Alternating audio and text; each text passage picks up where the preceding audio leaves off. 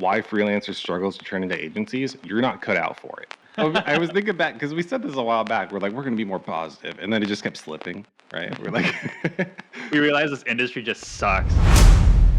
Why do freelancers struggle to turn into agencies? You need to charge accordingly, period. You aren't charging enough because you're charging as if it's your free time money, and not appropriately. It's like it's worth more because it's your free time money. If you just charged what you made at an hourly rate at your day job, then just work more at your day job. Which direction are you going to go with this? You just want to be a profitable freelancer? Very simple. You charge whatever you charge. When you get too busy and you can't take on more work, you double your rates. You have people who think they want to do the agency thing. They've started making money on the side. They're happy. They're excited. Like, this is awesome. I finally have extra cash in the bank now. Well, if you want to build an agency, say goodbye to your cash for at least a couple more years, because you got to make a team. You have to pay them. And how are you going to do that if you're taking all the money for yourself? You're trading those things off for the future payoff. And you're giving the people that work for you those things in the meantime so they can have some stability, security. That's what you're betting on. And it might work and it might not. But that's what you sign up for. You need documentation. If you want to scale, you want to turn an agency from a freelancer, you need to document how you do things so that you can teach people how to do them while you're not doing them.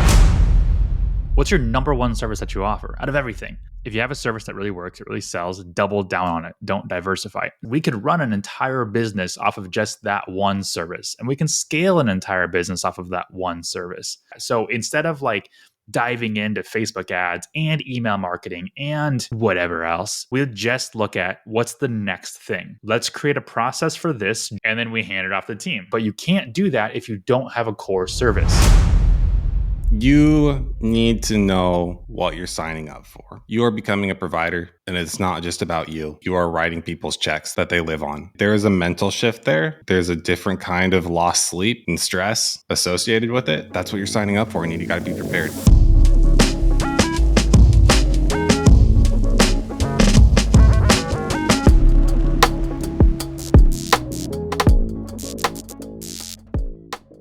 All right, we're starting. We started. Yeah. So I'm pointing it out. I switched my microphone stand to this it's like yours now. Uh-huh. And where so for the listener, it's just like a round metal base that sits on my desk in front of me, and then I talk into it just like a stand-up microphone.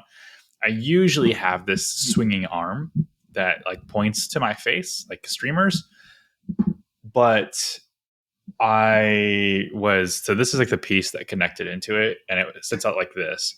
And I went to go adjust the mic up, and then a plastic piece in here snapped off. So it no longer held there, and I hold it. So I went into my drawer back there, and I just grabbed this base because I got 4 of them. They came with the whole podcast equipment up here that we did in Japan. I just didn't bring the metal bases. And then I saw that everything screwed in perfectly. They must be universal, so it all fit. This is what I'm using for the podcast. So the swinging arm just kind of fell apart for a second. Yeah, it did. It just went. So I gotta get a new swinging arm because this is broken. I have a new one. I have more. I have 2 other ones. Speaking of swinging arms, did you see the Russell Brunson? Oh my God, I was not expecting that. That was so good.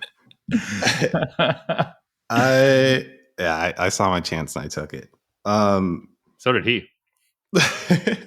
But I have opinions. I have feelings about this. So let's do a quick recap of what happened. Let's back up for a second because this is new. Well, this is new as of us recording this. It's not. It might not be new by the time it comes out. Mm-hmm. Yeah.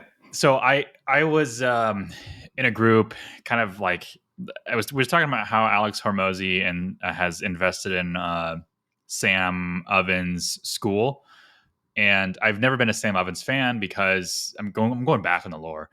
But I've never been a Sam Ovens fan because it's very much like a Tai Lopez. He just sells courses to people who aren't qualified to run an agency or deliver those services. And when Alex Hormozy invested and became partner in school through acquisition.com, it didn't bring Sam Ovens up a notch in my book. It brought Alex Hormozy down a notch in my book. And I was explaining this in a group, and then what was it? Chris Walker, who was on the podcast, he commented and he goes, "Yeah, well, at least they don't punch kids." And then I go, "Hold on, back up. Excuse me, who's punching kids?" And so he sent me a news article, like highlighting of like Russell Brunson was at his kids' wrestling meet and like punched another kid twice. And then I was like, I gotta find this video. So I found the video, and then what it turns out to be is like his son is getting pinned, and I guess he thought it was like an illegal hold, so he like gets out on the mat and like is straddling the back of the kid and punches the kid twice in the back of the head, and then like before he's like kicked off the mat and probably out of I guess he got a lifetime ban from that too. But that was like on January 20th this year, so like fresh. So I told Cody about it, sent him a message about it because I posted on Reddit. I said, "So how many people are switching from ClickFunnels to High Level?" And then I posted a link to it, and then Cody just goes, "Yeah, so about that video, where's that video at?" Well, so the reason it came up, Jenny and I, we went out to eat, and I told her about this, and so she comes from a huge wrestling family. Dad was a wrestler, uncle was a wrestler, the coaches, you know, the whole shebang. And she's like, "Well, I want to see the video because there are legitimate times where her brother Nate was like in a bad spot because wrestling can get very serious, and then you're concerned about, you know, their livelihoods and whatnot." So I asked you to send it. You sent it over, then we watched it, and I have opinions. I think they're a little counter to what people are doing and what they're saying across the board. And it's first things first is, on the whole, we both agreed that, yeah, everything that kind of happened made sense. I have some confusion because Hold on, like the punching the kid makes sense. it doesn't justify it, but you can understand why he did it. Sure. Right. So you're a dad, you're the coach, but you're the dad. Your son's in a bad spot. So bad that you're concerned about his, and look, the video's potato quality too. Like, it's, as far as how far away it is from actually being able to see in detail what's going on the mat, you can't see it great. So just assuming that he's able to see something better than you can, that you're concerned about his life, you're the dad, and then you jump in. So I can understand being a dad and feeling an obligation to do that. Now, I'm confused as to why he's winding up for punches when he has a wrestling background. That's where when I saw that, I go, okay, yeah, I mean, this doesn't look good unless he's got some sort of like striking training too. I don't know, kickboxing, martial arts, whatever. Winding up twice is not a good look. But I say all that, and then you see him immediately afterwards understand, like, oh, I messed up.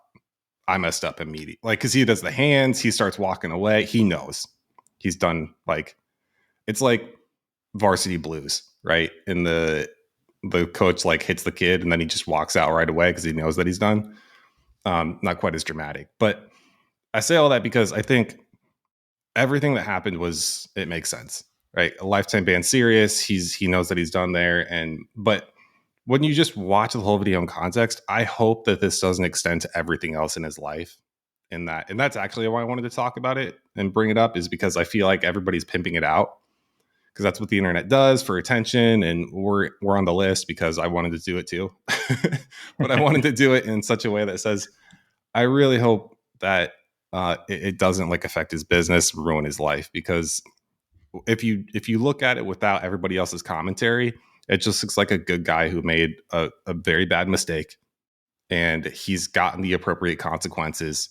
And that I hope that it doesn't just completely overflow into every other thing. Like, you know, it happens with other people who they're just people, and then the news latches onto something, and then their entire life is a different thing now. I have a counter argument. Okay. And two counterpoints, I should say.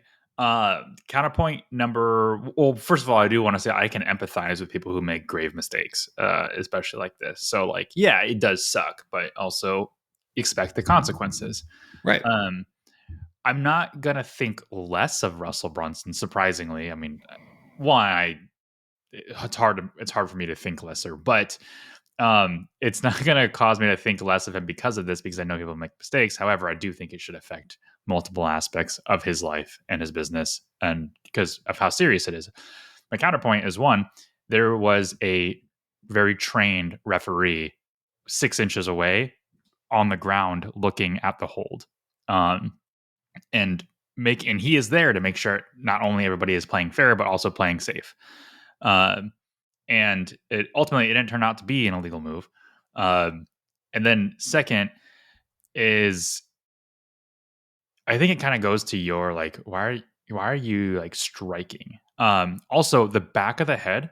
I have seen numerous MMA fighters and boxers get punched in the back of the head and have lifetime paralysis, and like, Yeah. and like that's extremely dangerous. And that's where he went. And if I were the kid's parents that he hit, I would sue him for everything he's got. Do you know wrestling? Do you know what an illegal move is? Yeah, my brother was. I was in wrestling, so was my brother. Okay, so you're a wrestling pro.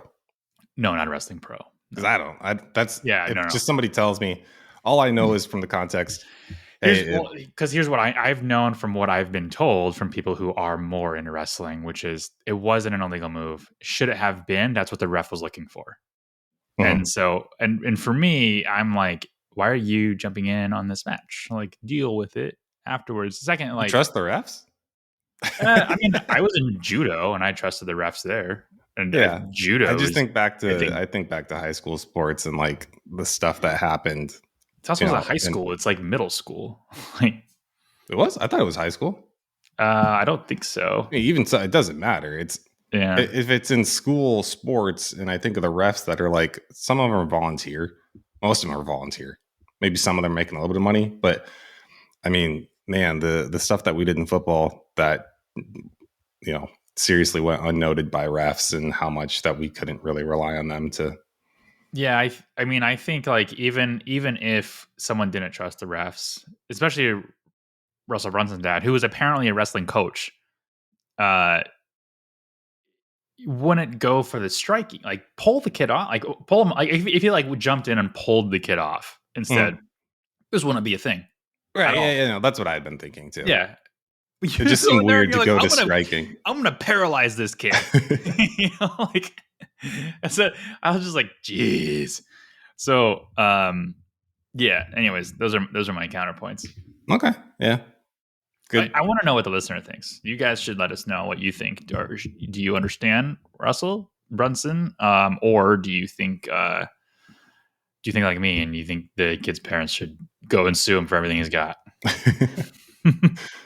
Yeah. I'm just an opportunist. I don't. If it was my kid and Russell Brunson punched the back of my kid, dude, that sounds terrible. I would be in court. So okay, I've never kicked a dog, but like, if a dog at a park came up to my dog and started like attacking it, yeah, I would probably kick it and like get it out of there. But like, that dog's parent has money, so you're like, all right, I'm going in. Here I go. Oh yeah. Mm-hmm.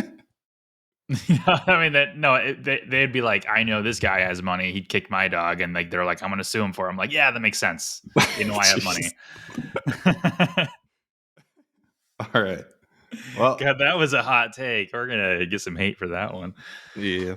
Like we both sides. Yeah, well, sure. As 50% of this is entertainment. The other 50% is like, we have no expertise on any of this, or just seeing on the outside looking in and just giving uneducated opinions about it. You say uneducated? Yeah. Yeah. That's my favorite kind of opinion. But what we can give you, though, is educated opinions on how to go from a freelancer to an actual agency.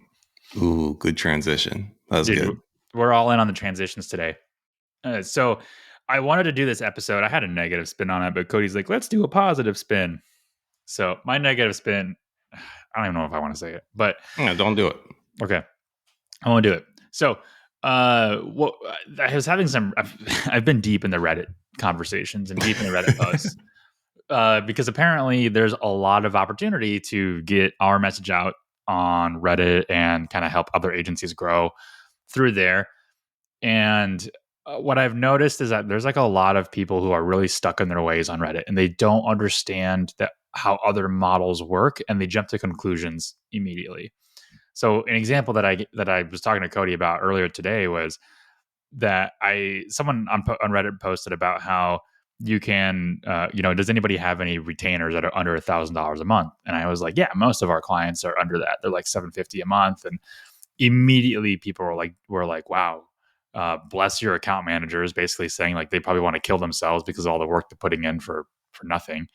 And then the other side of that was like someone just said, yikes. I'm like, first of all, dude, you know nothing about the business model. So that kind of leads to this other one, which is a conversation I had quite a while ago. But I was trying to explain internal hourly rates and productized services, and how if our management fee is only $500 and our internal hourly rate is $125 per hour, that means we're only going to spend 4 hours on a specific client per month. So that allows us, if we set those barriers, that allows us to scale as an agency versus a freelancer. And we can explain more about this, but Cody's way better at going from like step 1 to like step 10. I usually start at like step 5 and just like we'll back up and go to step 1 when needed. So I'm gonna let you start it off with like what's the first way? What's the first thing that someone has to think about when transitioning from that freelancer role to, going into the agency route? Yeah, I gotta talk about the Reddit thing first for a second, because it just I know the people saying this stuff. I worked with them, and I mean that in the nicest of ways because they're nice people. Until you try to get them to stretch their mind 1 centimeter from what they know, and all of a sudden it doesn't work, and it's not possible, and it breaks the laws of physics. You can sort those things out. Just because it's not what you know with the business model that you're familiar with at your agency. Because when I hear that, I agree. I agree with the concept. If you are used to normal agencies, normal as in we have a pretty specific way of doing things and we've honed it down to work. And then if you didn't do as much detail as we did with a lot of these things, it would not go nearly as smoothly. So yeah, when you say $500 retainer, a lot of people panic, and then if you just on the whole, you think you do the math, and this is one of our first conversations, Jake, when I said we're going to have to work on upsells or have this down to manufacturing science, because if we have account managers with nothing but $500 retainer accounts, they're going to have nothing but a very long account list, and that is a huge mental toll to do, right? So how do you combat that? You get it down to a science, right? You, in the nicest of ways, turn them into a number on the spreadsheet that you need to make sure everything is done properly and managed. And then once you get those upsells and then they start moving up, then you can pay more attention and that sort of thing. But for the most part, it's just a system that everybody goes into, and it works for most people. That, and then in addition, you set the expectations with your team and your account managers that you're not going to crack down hard on them for not knowing this client has this kid who's in soccer practice, so they can't do meetings on Tuesdays or something, right? It is too much mental load across the total number of accounts that they're going to be managing. So yeah, is it a lot? It is. But you can do things and set it up properly so that the expectations are clear and that it's not, the flip side is that you have very large accounts that spend lots of money, and then you're stressed about different things. Some people are like, oh, God bless those account managers because they're dealing with so many accounts. You know what's worse, potentially, to some people? The fact that, let's say the complete flip side, the complete opposite direction, that they have to go to some gala where they have to dress up and then go schmooze while drinking wine and socializing. And I mean, most account managers are going to like that, but that's the opposite side. And maybe that really stresses them out just as much, if not worse, than the variety that they have to deal with at a smaller account, because that client spends $1 million a year. And if they say the wrong thing, here's a story, right? Here's one of the agency that I was at and something happened. They made a client mad, so mad that it almost jeopardized the relationship, because the account manager that went to the meeting with the client yawned. He yawned in the meeting because he just had a kid. His wife had just had a kid. So he stayed up all night the night before, making sure that everything was okay at home, still went to the meeting, yawned, and the client took it in the wrong way, as if he was bored and not just sleepy and tired. Right? Pass. That's the flip side. That's the other kind of stress that you deal with when you have very, expensive. And everybody's like, we'll just go into the sweet spot. Yeah, of course. Everybody wants that. Everybody wants just, oh yeah, 2,000, 2,500 profitability clients. Or, I mean, not profitability. What's the word?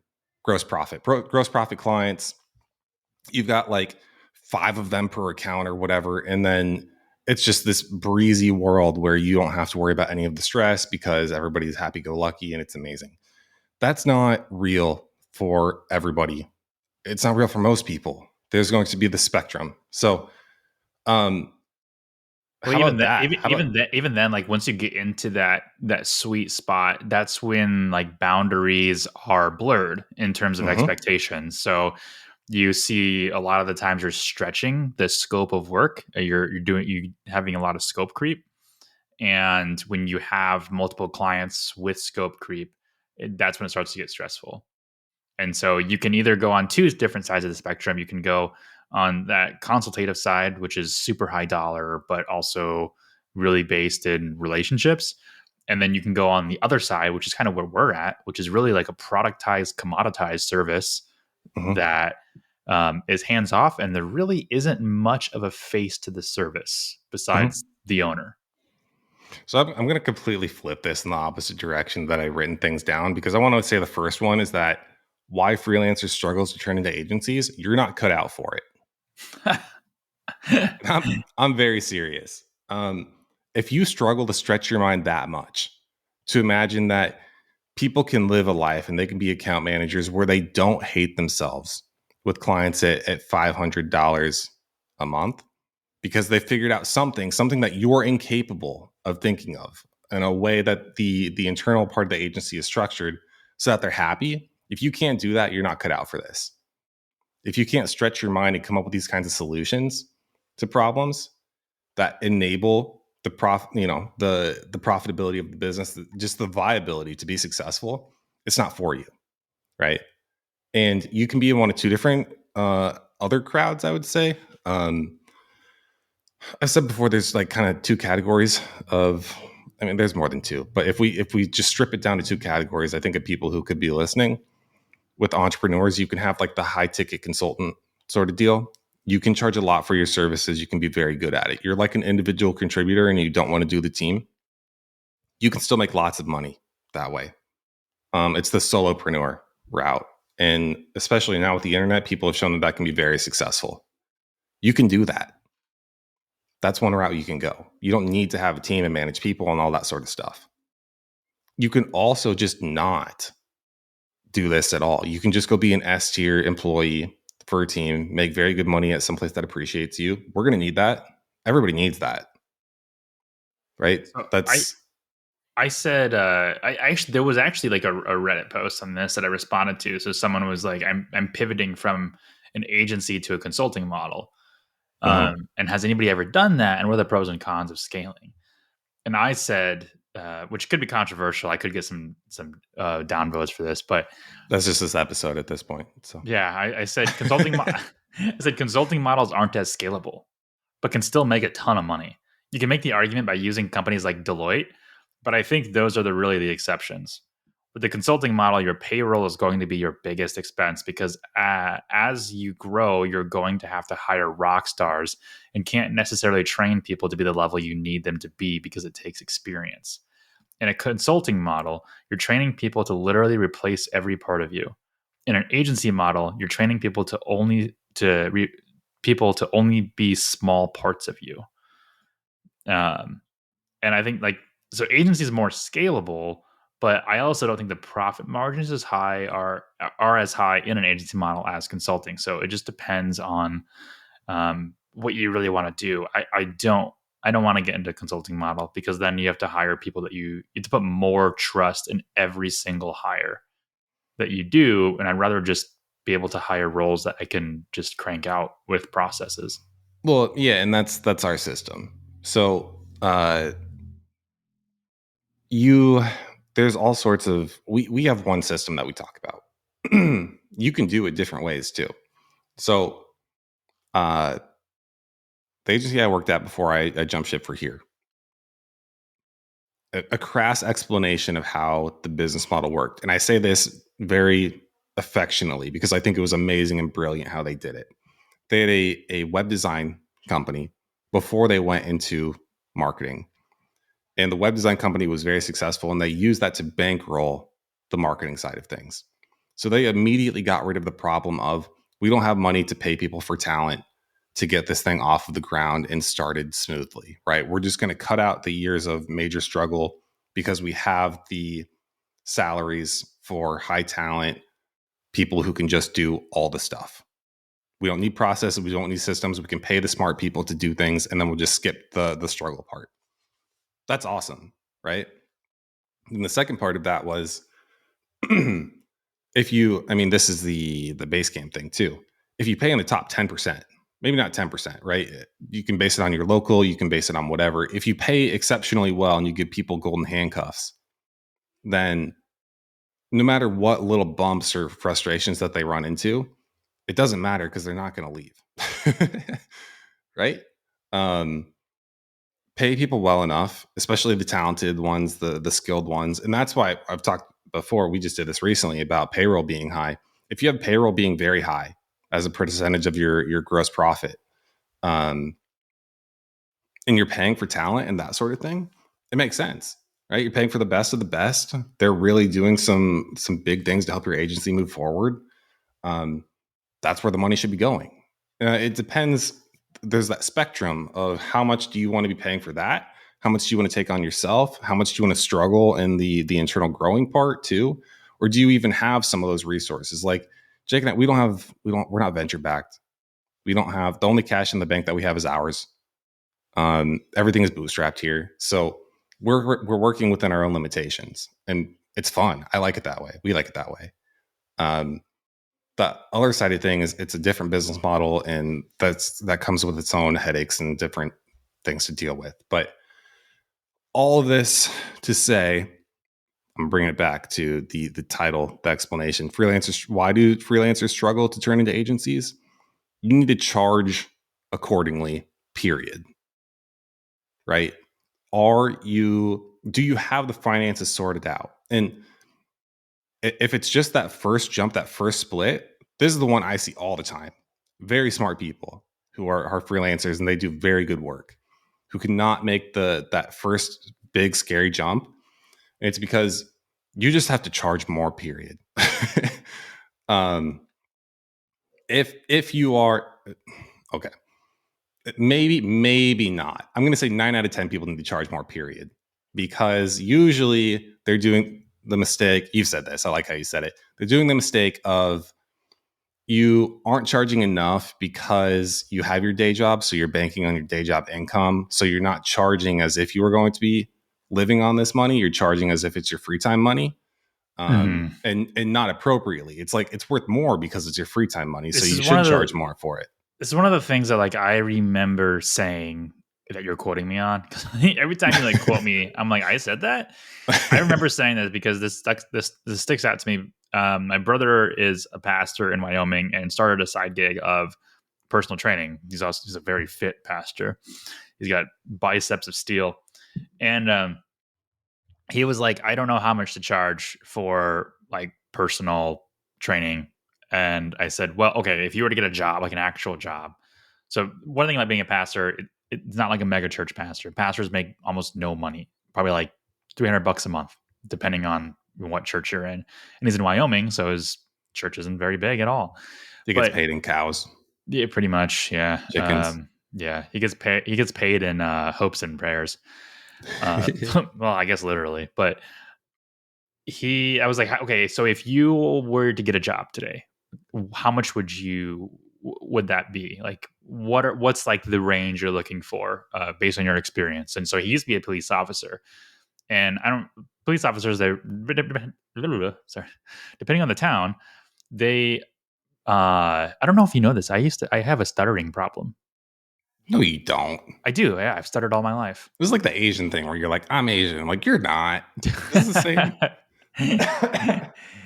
Yeah, For no, real? seriously, I've had a stuttering problem all my life, but I've slowed it down a bit. But sometimes, like, what struggles for me are words that end in like an H, like a sound, or Mhm. and then words that begin with the same or similar. And like those are really hard for me to like loop together. I think those are hard for me. Yeah, there's other words that do it too. I don't really keep track, but yeah, I've gotten a lot better at it over the years. Anyways, Today I learned. Okay. yeah, so depending on where you're at for police officers, you can make anywhere between like 50K and 100K. And so I think where he was, it was like 70-ish, 70, 80. And he goes, well, I guess I would charge like, I would be expecting about $35 an hour, because that's roughly, you take a salary of 70K divided by hourly, it's about 35. And I said, okay, so then you should charge 70 an hour for your consulting, for your personal training. And he goes, what? That's insane. That's a ton. I'm like, that's really not. What you're doing is like you're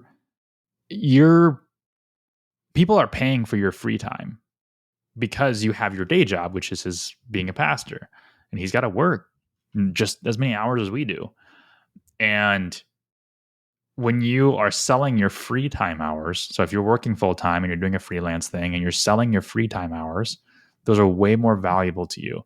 Because if you just charged what you made in an hourly rate at your day job, then just work more at your day job.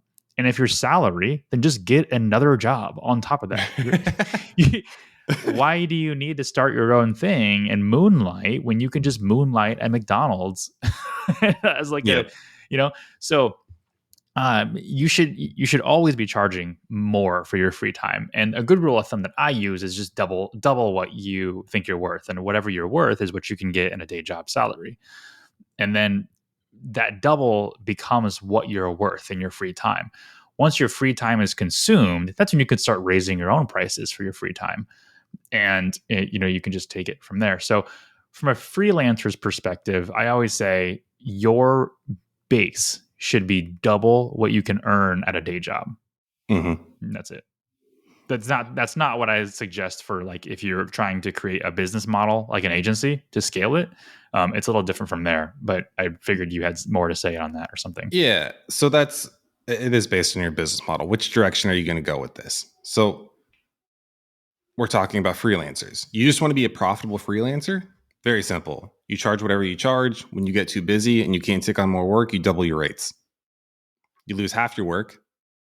You keep half. Not necessarily double. I mean, maybe like increase by like 25%, 30%. Yeah, I mean, it doesn't. Whatever it is, you lose 75%, maybe you lose 10%, whatever. Right?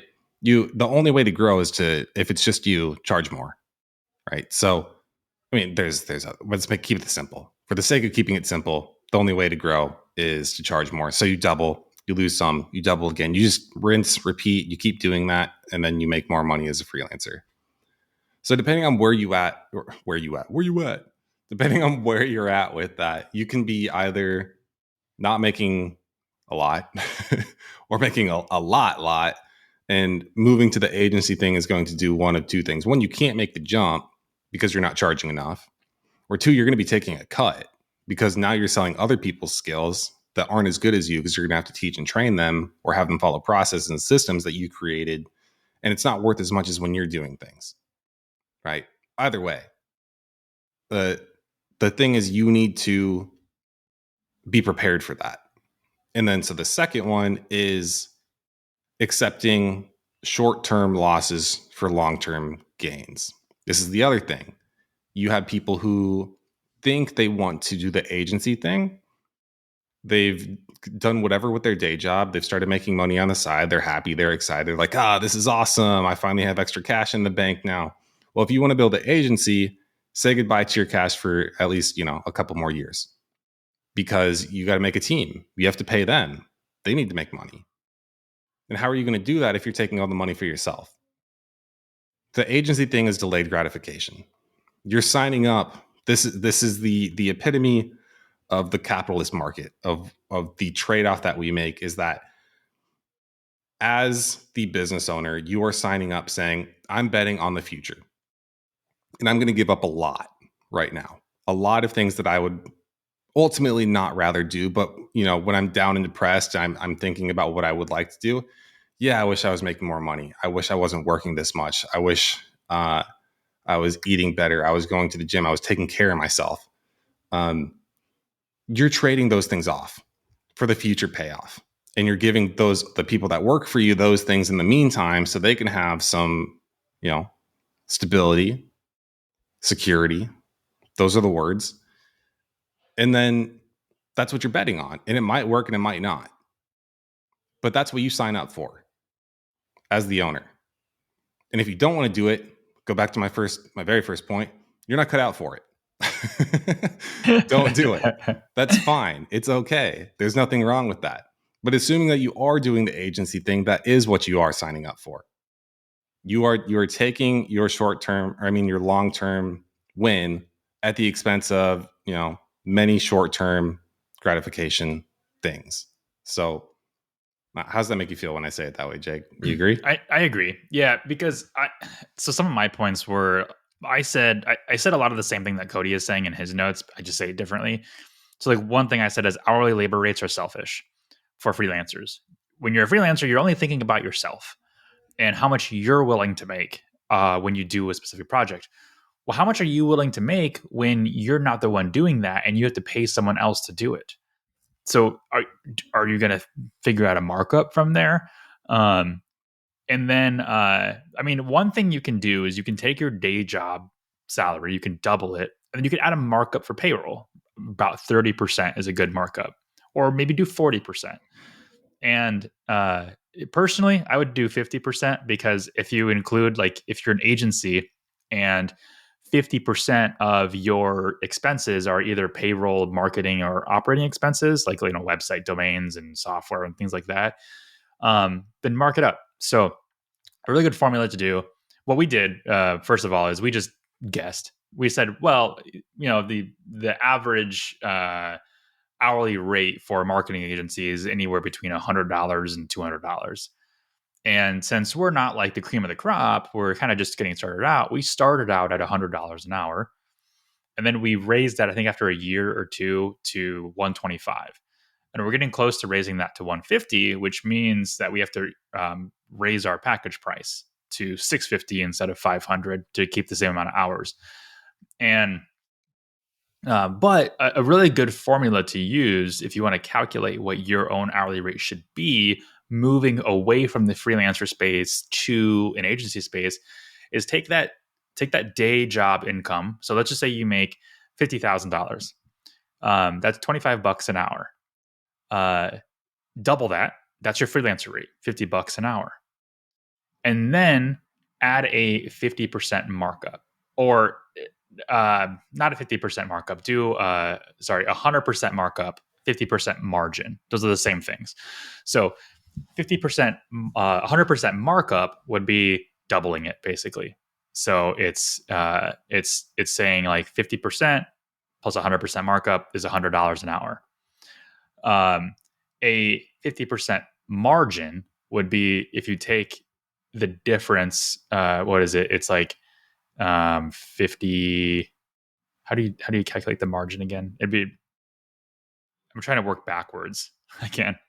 I don't remember the formula, but your margin between whatever your hourly rate is, so $50 an hour. If you want it to be a 50% margin, then it has to be double that. So I don't know why I can't think of the formula for it. Maybe I'll put it in I the show spaced notes. off for a mini second there, and then I lost. There was like 3 words where it just sent me into a different world. So I'm yeah, sorry. when I sold scales, like industrial scales, I would usually do like a margin markup. So if I wanted to make 15% on a reseller and something cost like $500, what I'd do is I'd divide it by 0.85. Yep. And so $88 is a 15% margin. So $588 would produce a 15% margin of a $500 cost. So let's just say your cost then is $50. Yeah, because that's the hourly rate that you have as a freelancer. And then if you want a 50% margin, you have to divide that by 0.5, and that's $100. That's a formula. So I divided Google by it every time. I'm not yeah. gonna lie. People think they're like, Cody, So you do media buying, you're good with numbers. we I have to Google. we have to do this for our credit card processing fee. So our credit card processing fee is 2.9%. That takes it from the total. So we need to make a 2.9% margin on the invoice. So then we take like whatever the cost, $1,000 divided by 0.971. And that gives us the margin that it'll pull from. But that's math. Okay. So $50, just double it. So like if you made $70,000 a year, then, and that would be $35 an hour, your freelancer rate is $70. Your cost or your agency price should be $140. Once you start getting a little too high, I think like once you're like kind of passing that of like $100 between $100 and $200 an hour, maybe bring it down a little bit, just be a little more realistic. But this really works for people who are doing like 40,000, who kind of have like a low entry level job, who want to freelance. That'd be $80 an hour. That's your agency rate. So once you go over 200, I imagine you're golfing every day, right? yeah. Serious. If that's where your hourly is at, and you're not the one doing the work, then you're the one on the golf course closing deals, and then other people are doing the stuff. Yeah, and I'm hoping this is resonating with some people, because if you're making $100,000 an hour now, or $100,000 an hour, fuck, yeah, brother, get it, yeah, then don't start an agency.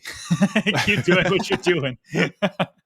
But if you're making $100,000 a year, then maybe this formula is not going to work for you, because now you're charging $200 an hour, and you better be providing $200 an hour worth of service. And that's just kind of like the top end of the agency model. So again, hourly labor rates are selfish when you're a freelancer. The next thing I had was disassociating from your money. So you've brought this up in multiple episodes, which is when the money comes in as a freelancer, that's your money. As an agency, that's not your money. That's the business's money. And whatever you allocate to pay yourself and your partner or whatever, that is the business paying you. So when we get $1,000 profit from a client, we can do quick math, and I can know that I'm probably going to get 20% of that, because the other part is split with Cody, and then the rest of it is payroll and operating expenses and things like that. And creating like physical walls for how things are defined. And I really want to get Mike McAlliwitz on this podcast and talk about the profit first system, because when you set those walls up, you don't even have to wonder how much money you're going to make when a client pays you. You just know, because those allocations are going to go to different accounts because you've set those barriers. And additionally, like we've taken the extra step of creating separate actual bank accounts for every account. So we have a bank account for payroll, and a bank account for operating expenses, a bank account for profit and whatever. And so we can physically see how much money is in all of those. And when we get that money in on a monthly basis, we make those allocations. And yeah, that's just what I had to say about disassociating from money. I don't know if you wanted to add to that, because that was kind of a new point. Yeah, no, I like how you said it. I think it's important. I think the best way that we can exemplify this is when we go out to eat. Oh yeah, with more than just us, right? And then we get the thank yous. Like this last afterwards. weekend, when I went to Iowa City to paint your basement and brought Lauren. Yeah, But let's say it's the minions and not Lauren, just for the sake of them saying thank you after the meal. And then they're like, thank you guys. And it's coming towards us. And we're like, thank Jake. And then Jake says, thank Cody. And we just like push it off because it doesn't feel like our money. It does, like the company paid for it. It And doesn't we are feel the like company, but it doesn't feel like my money. So my natural reaction is saying it's Cody, like he's in control of finances, and you're like, this is not mine. yeah. And that's how the problem is that the legally, if you're an LLC and have an elected S corp, that it is your money, and that's the problem, is that people see it as their money, and understandably, because from a legal perspective, it is. But that's why you need to prep to S corp and not treat it that way, and then it's easier to do those things. Like when we go out to eat, I mean, within reason, right? I don't want us to be spending $1,000 on a meal. I'm gonna throw up. I'm gonna throw that meal up even after I pay for it. Well, just gotta live a little, Cody. But within reason, I don't care how much it costs. As long as it's in the budget and we have the money to pay for it and it's reasonable, then I'm not sitting there like, yeah, we got to pinch pennies for this. It's paid for. It's already been taken to the right place because we've disassociated with it. I told Lauren that like we drove 5 hours to come see you and paint your basement and then drive back pretty much the next day. Thank you. And in gas, it cost us $60. She's got a Ford Focus that has great gas mileage. And she goes, well, that wasn't too bad. I'm like, I think we made out like bandits. Like we got 2 free meals from Everbro. We didn't have to pay for that. And we're coming back with like a 12 pack of seltzers because Cody bought us some Trulies for. I went to the store and I'm like, yes, I would like some alcohol, please.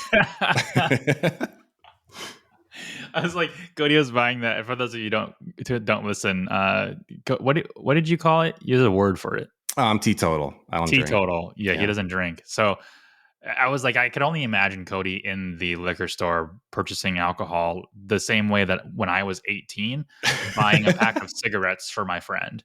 And it was weird. Yeah. They ID'd me. And I looked over to Jenny and she was like, yeah, just be grateful, The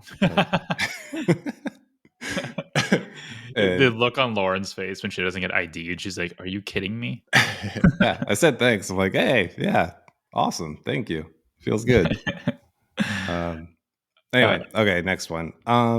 We can both do this one together just because, man, we talk about this every time. Procedures and documentation, right? Do you have? I'm trying. How do we even say you're this on in a my new list way? now. You already went through all of yours. Now you're on my list. No, I got it here. If you look up, it just ran together. There wasn't extra space. It says you need processes to hand off the work. You didn't go in order. Here's a new way to try to say this. Let's say I work for you, the listener. You run an agency. And then you say, hey, I need you to go set up Google Tag Manager. And I say, okay, how do I do that? Right? Because I don't know. Then what? Do you have instructions? How do I do this not knowing how to do it? Because people say this is like a whole thing for me, and I'm keeping it in control because I hate when people say processes and systems. And I'm like, you do not know what that means, right? You need documentation. So if I need to set up Tag Manager for you, how do I do it? Do you have that stuff for me to go do it for you? I work for your agency now. I'm on the team, but I don't know how to do those things. How are you going to get that information through to me? Counter argument. I hired you for this role. You should know how to do this. Mm-hmm. Do you pay me that much? Do you pay me to know do you pay me enough to know this for this role? Because yeah, you can do that. You can say, well, I hired you and you were supposed to know this sort of thing. And yeah, if the pay is at the same level, great. If you're a small agency and you're paying, I don't know, $10 an hour and outsourcing it somewhere, now you're going to be very limited with what you're getting skill wise. And additionally, to add to that too, what am I doing in Tag Manager? How am I tracking conversions? Is it based off of a page load when somebody submits a form? Is it based off of the actual JavaScript action of submitting the form? What if I track the form and the phone call, but I forget the email click because that's not something I've done before in the past? but that's a process here. How would I know that without you explicitly telling me every single detail of how the process should be replicated? You got to do it. You got to do it. If you want to scale, you want to turn an agency from a freelancer, you need to document how you do things so that you can teach people how to do them while you're not doing them. And I hope established agencies are listening to this too. Like I hope they, at least the followers who do listen along, because maybe the title of this episode wasn't super applicable to them, but hopefully they're finding some value in this. This is applicable to established agencies as well. If you're doing maybe 400,000, more so. if you're doing 400,000, 500,000, even like I've seen agencies doing 4 million that don't even have processes, and everything is just everybody with their hair on fire. Like, this is so important, and it's even harder to do once you get big. Once you get big, it's so much harder to write processes, because now you don't have a process. You don't have a process to write a process, and everyone's doing it on their own. It's all chaotic. You already have so much time, or I guess labor already allocated elsewhere to then write these processes, or I guess write these procedures. We had an episode on this.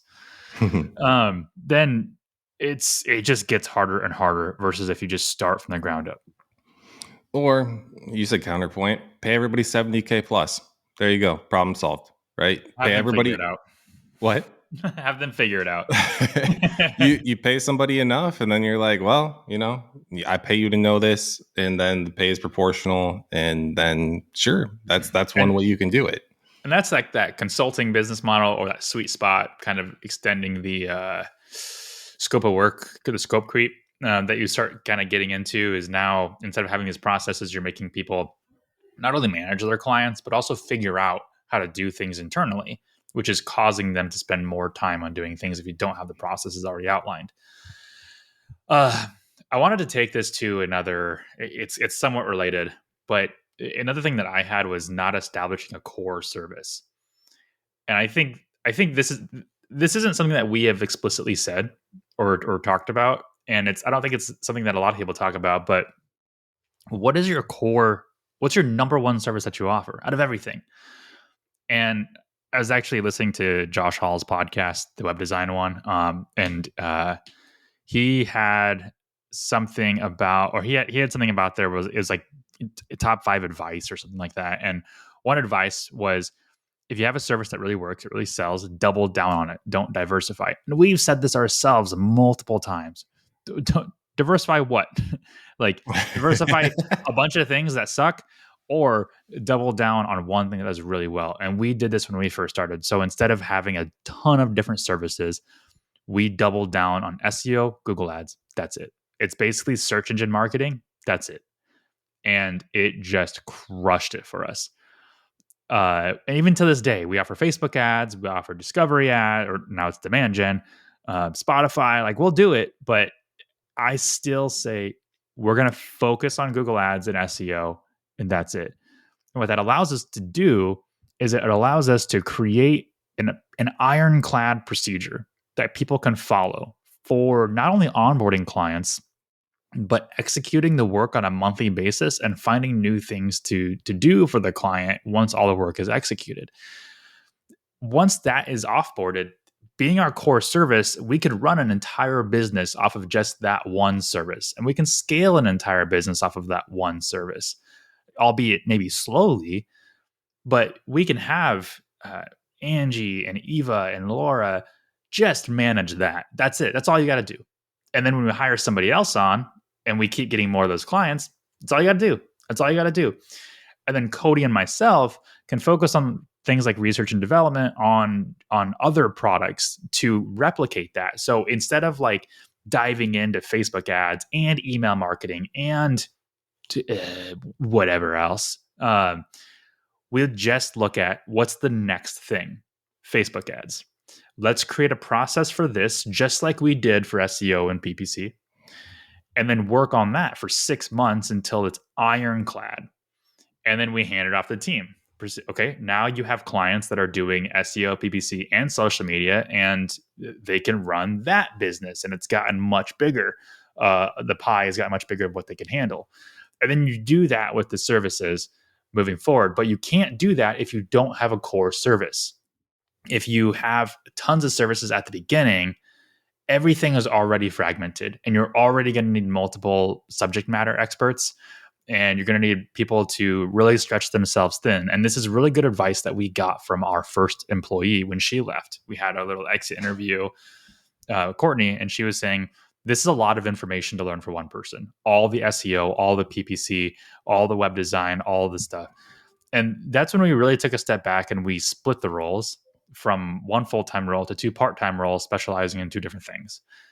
And the more you add more services and more platforms and mediums, the different mental mindsets you need to account for.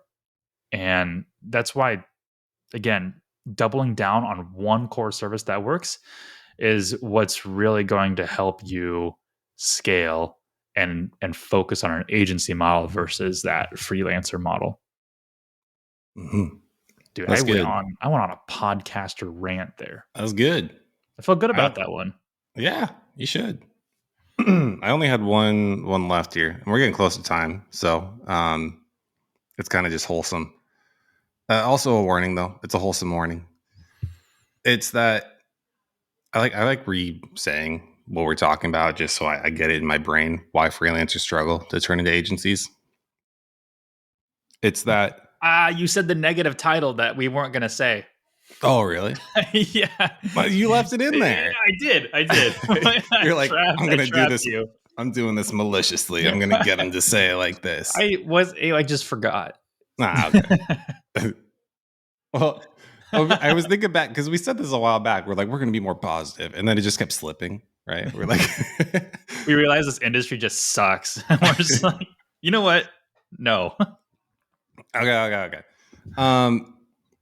You need to know what you're signing up for, and what I mean by that with the agency thing is that you are becoming a provider, and it's not just about you, and that you are writing people's checks, their paychecks, right?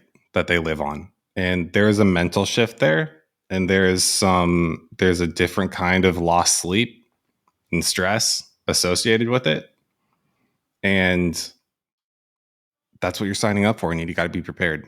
I've said before, I don't like this. I don't like having to be this kind of person in this role. In my dream world, I'm not in charge of writing people's checks and they're in charge of any sort of their livelihoods or that sort of thing. It's the only way I know or care to do, because there are other ways, but I'll say care to do, because I have Jake, to live the life that I want. And when you have the right team, it makes it worth it, because you're not pulling your hair out. They're helpful. You feel good helping them grow as people. It's fun, as it should be. And if it's not fun, then think about it, rethink about things. But you're signing up for that if that's what you want to do when you're building an agency, knowing that you're going to have people, you're going to have to grow a team, you're going to be responsible for them. And I think it's something that doesn't get talked about as much anymore. Everybody wants to hate on bosses. Everyone wants to hate on business owners and people who own the equity. But they do. They sign up for that. They sign up to pay people's their paychecks for their livelihoods, their families, right? And if that's what you're going to go sign up for, be mentally prepared for it. And if not, don't do it, right? Don't add to the shit show mess of bad bosses and bad business owners. There's already plenty of them out there. If you're going to go do it right, and do it to the best of your ability that you can. And just try to be a good one. Be one of the good ones. I like that. That was nice. Yeah, that's all I got. That was a nice little touch. Then why aren't you a better boss? I know. Every day, dude. Every day I wake up, I'm like, why do I suck so much? Why am I so terrible at everything? So when we had that ad account suspension, those two ad account suspensions, Laura had got on a call with me, unrelated to that. It was a website thing, I think. I can't remember, but I just go, did Cody's message scare you? this morning because you sent it like right in the morning. It's like 9 a.m. And I was like, people are like just waking up. And she Mhm. goes, "Oh my God, I was so scared." She's like, "What did I do?" And I was like, so the point is to scare you a little bit because it is important that we don't get suspensions. We never have. And so this is very unusual. And you should not be scared of us. You should be scared of the fact that the suspension happened Mhm. because we run things the same across all of our accounts. So if two accounts are getting suspended, we have 40 accounts that are probably under attack or something, you know. Yep. So that's why it should be scary. Yeah. And I thought about that a little bit afterwards, and I was like, maybe I shouldn't have said things that way. But also, I thought, I wanted to throw stuff, right? Dude, I was like, I was there, and I'm like, this does not happen. We are not those. We do not do this. Well, We do not get suspended accounts. Period. Like, yeah, we help people get unsuspended. We never I get just suspended. But I don't believe the www redirect was the cause. That would be the cause of an ad rejection. I don't think it's a suspension worthy rejection. here's what I think is I actually honestly have happening. no idea. Go ahead. No, But then, I do, but only because I know what's been happening with the ad support team. They're Mhm. doing more and more automation, and they're just Oh, getting more and more reckless, and they don't care about some of these things. So I'm guessing that at this point they're just having bots that have gotten more extreme, and then they're at this point handing out suspensions like candy. yeah, Whereas before they used to be more cautious. I believe that.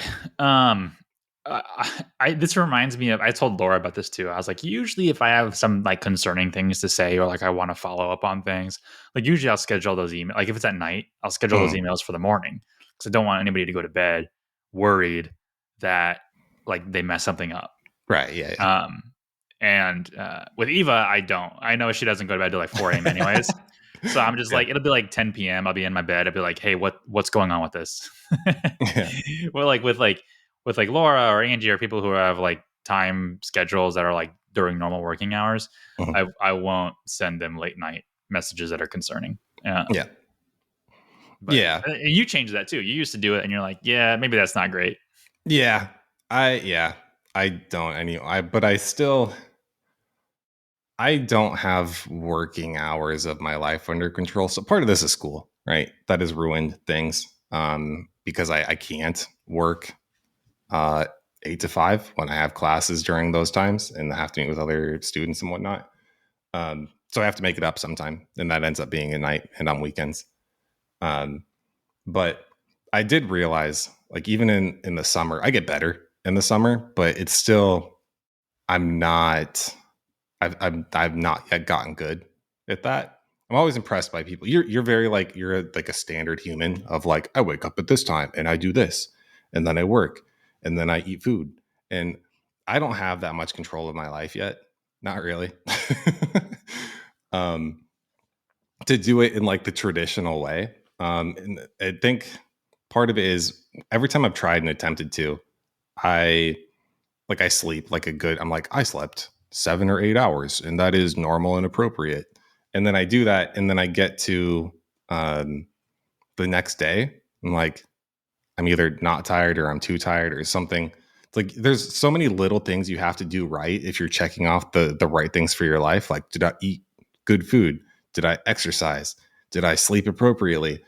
And it's just so hard to do every single one correctly. So it just throws everything else for a loop. And that's when that happens, I'm like, we work 16 hours straight. Let's go. And that's not a great way to do it. Do you think you have autism? Yeah, maybe. So like Lauren, when we first started dating, she actually thought I had autism because and maybe I do, and it's just been undiagnosed because my family is of the mindset that that's not a thing for me specifically. And because I don't like get social situations sometimes, especially when like in close relationships, in close there's my stutter in close relationships, I I struggle to know what the boundary is with like being appropriate or like taking things too far Mhm. with like small talk and new people. I'm very good and self-aware, but this was like a cause of a lot of our like relationship issues because like I didn't know like what was too much, what was like what wasn't, and in terms of like just I don't know, just general topics, like I just didn't have a filter, and and there was like it kind of made me think more about a lot of certain things, and I'm like I feel like I am somewhat on the spectrum here because there are things that like give me like extreme anxiety that shouldn't like not following my daily schedule gives me extreme anxiety. Oh, really? Oh yeah, like so bad. I always wondered why you're so good at it, but that makes sense if you're just anxious about it. But Oh yeah, I'm afraid of dying. wait, why were you gonna? I'm Why'd just you go kidding. straight there? Why was that? Was that the first place you went after No, for no. like you're like, oh no, I 'Cause didn't shower at 7 a.m. I'm gonna die. Yeah, because the anxiety will kill me. Like yeah, seriously. Lauren's having this big event at one of the malls that she works at, and I told her I was going to go visit her. And it's like the Lunar New Year event, and there's gonna be like 250,000 Asians there.